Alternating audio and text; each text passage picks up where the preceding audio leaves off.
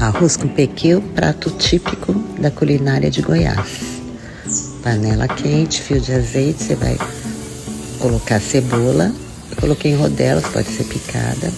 O pequi eu só achei assim, em vidro, né? Mas pode ser o pequi inteiro.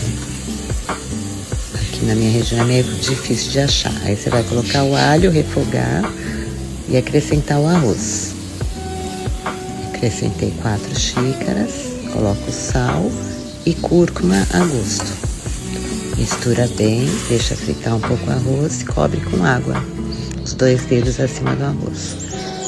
Ferveu, deixa a panela com a tampa meio aberta. Aí quando estiver pronto, você tampa, desliga e deixa ali 10 minutos.